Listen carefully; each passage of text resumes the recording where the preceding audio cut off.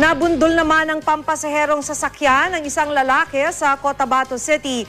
Habang sa Mandaue City, Cebu, 17 ang nasugatan nang tumagilid ang sinasakyang truck. Makibalita tayo kay Greggy Magdadaro ng GMA Cebu.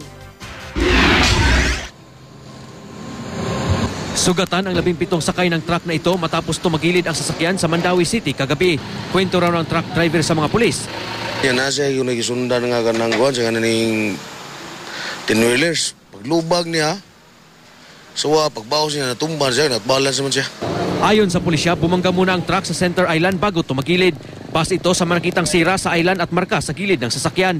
Nagpapagaling pa sa ospital ang mga biktima.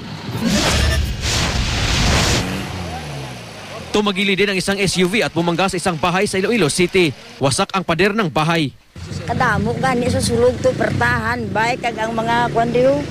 Mga pinggan kag kwanto naglabuka guro to kag ang mga blugasan to naglaula guro to.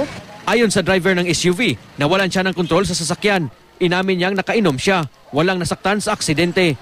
Napagkasundo ang ipapaayos na lang ng driver ang nasirang bahay.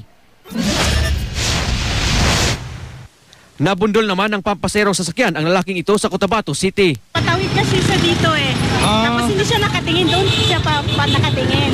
Takal lang dyan yung town age. Pero nag-pip-pip din yung town age.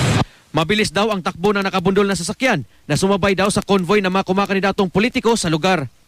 Hindi na nakuna ng pahayag ang driver ng sasakyan. Nagpapagaling sa ospital ang biktima. Greggy Magdadaro, Nagbabalita, Pilipinas.